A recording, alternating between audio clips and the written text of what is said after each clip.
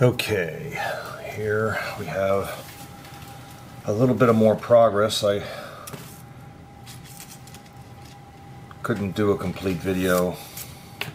I was dealing with an abscess tooth for the last few days, and I have not been able to do much. I wanted to do a little bit of building progress before I made another video, but I've had a few revelations, so we're gonna talk about that. Now, I've discovered, I've put the LEDs, or at least tried to put the LEDs in the front of the wing with larger wire, and I've found, and I sliced, what I did was I sliced along, okay, and embedded the wires. But the wires are pretty big. Okay, they're this. I probably could have found something a little bit thinner, but I don't have the length.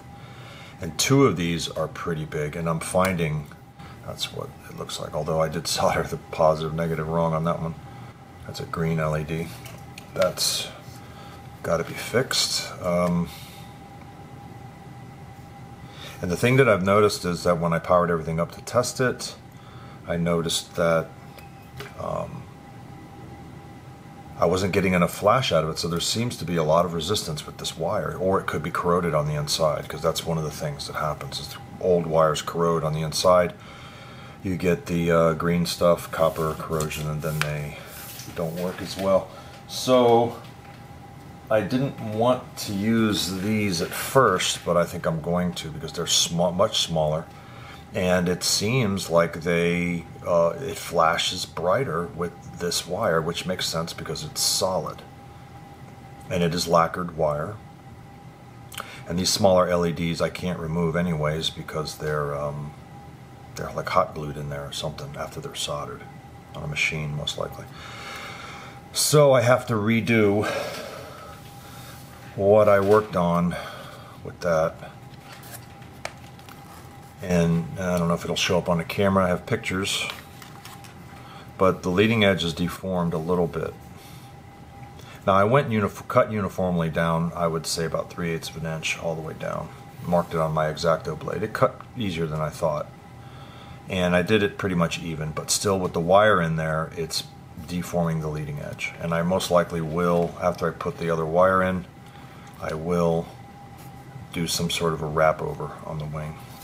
Okay.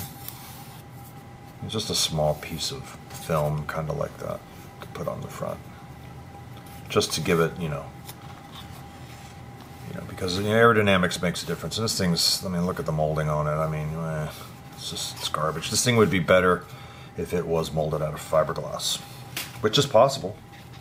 It's possible. You could probably cast a mold off of it, or even 3D print a mold and then make your own. Okay, so that was a little bit of a setback. So, because I have to get the LEDs. The LEDs are next. They have to go in before I can move forward, because I have to put the controller in. It has to be glued.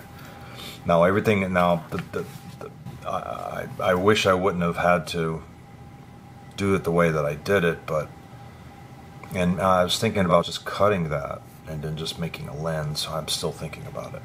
Just put a piece of mylar on the bottom, and you fill it up with clear epoxy, casting epoxy, until and then you do the same thing. You turn it over and you do the same thing on this side. You just keep filling it up until it reaches the edge, and then you have a clear lens. It's possible. That's possible. That's weight. The other option was to take this clear tubing I have here and fill it full of clear epoxy, because I can't find solid rod anywhere that's this small. And then just insert this right at the very tip of the LED, at the front right there, and you will have a forward flashing, maybe two of them. That may be a better viable option instead of cutting things up, because the way it sits, the way this is constructed, is incredibly bright, and they flash. When you're looking at it from the top of the wing and the bottom wing, there's plenty of flash to see these things. I have some clear HVAC tape, a silver HVAC tape. I'll put a small piece on the inside of that circle there, trim it, and that will give it a little bit more flash. Like I said, you don't have to build things like this. I'm somebody who's, I build things pretty meticulous, and I have a lot of ideas that I use. You don't have to build it the way I'm doing it. You can do it whatever way you want, but I am trying to make a decked out, very small full-featured iNav flying wing with most likely iNav 7.1 now, because now that's out. So, and this has got 6.1 on it. So we're a whole generation away from that now. I also have cut new fins, because like I said, this thing is weighing in a little bit nose heavy. So I got to put some weight towards the back. The antenna for the Walksnail will be, centered back, so there'll be a little bit of weight back there. The propeller, the nuts for the propeller, these are going to be right here. I'm going to slice this. This will take up some of that gap, which will help it with aerodynamics, because these gaps are not good. They're not good aerodynamically, especially on something small. Scale it up to 1/8 scale, and you'll see, oh my God, that's a 1/2 inch. Then you'll understand. Okay, so that's going to be good back here too, because I may sink these low, maybe retrim them a little bit. I don't know, because what they will do is they will protect the propeller when it lands and put weight aft, because the battery is pretty big. It's a lot bigger. I saw a guy using a lithium ion, and I have absolutely no idea. I have to look for the brand, and he said he got like 15 or 30 kilometers out of this, the same plane with iNav, and I'm like, okay, we'll see about that. Now, also, I'm still considering taking the compass and sticking the compass out here to keep it away from all EF or EMF, electromagnetic, and RF. That's another job. Okay, because I was thinking about sinking it in the top of the Walksnail, as I've said before. Oh, what's that? Oh, we got a magnets there.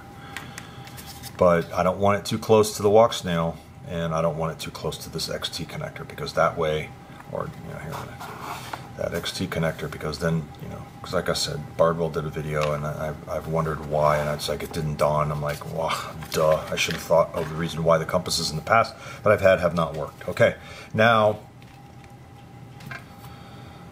what else? I have to get more of these little S connectors, because I may use those to group the wires and keep them together. I'm trying to determine also where to run the 3.3 volt for this and for the GPS unit, because they both run on 3.3 volts, and neither of them are regulated. Oh no, I'm sorry. This one runs on 5. I can put 5 into that. So I only need one 3.3 for the GPS. Oh, that's good. So I'll just run that off of the board. Okay. I hope I soldered it. I think I did. I think it's right there. Anyways, so once the LEDs are in, I can move forward in a big way. Okay, then I can, the beeper will probably be soldered to the board. There's no reason to make a connector. The ESC has a 3.3 volt BEC that comes off of it, which was originally made, like I said, for LEDs at the tip of an arm of a quad. This just happened to be a ESC I had laying around, and it's what I'm going to use. And so let's see what else. Yeah, and now I've also received in the mail from RC my Radiomaster dongle in order to program receivers. And unfortunately, I really don't want to unsolder this thing to program it, but I might have to, which is really going to suck. I don't know, man, maybe I'll try it through the network again, I don't know. But this is a necessity, because sometimes things just don't work right when you want them to, and I wish that they would just do a flash button like everybody else does.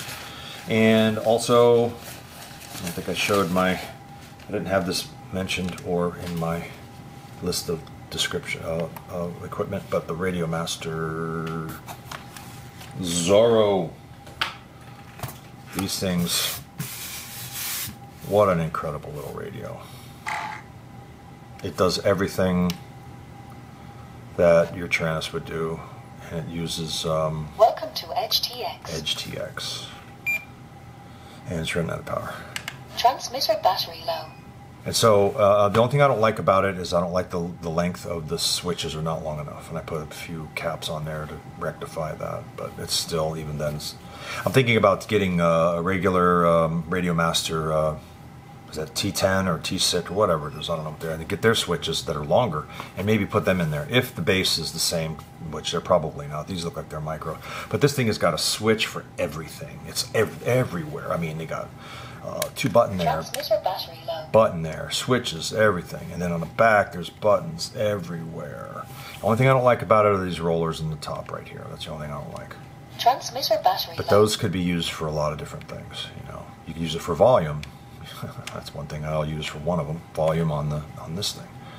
Turn it all up and down. Transmitter battery low. Also, being that we don't really use trims anymore, you can program these buttons for it to be functions. You know, you got 16 channels, man. Transmitter battery low. You know, and then of course the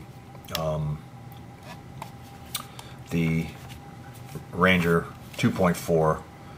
This is modifiable to 2 watts, from what I understand, and it runs at 1 watt, I think. And this technology is amazing. It's amazing compared to what I used to fly when I was younger. It's just like a AM and FM junk. Always worried about it, you know, getting interference. These things are rock solid. It's one of the most amazing things I've ever seen. So that's the radio I'm going to be using, and that is about it for now. I just need to do a little bit of work, and unfortunately, like I said, I had a setback with the LEDs, but that's okay. I think I'm going to do some soldering right now.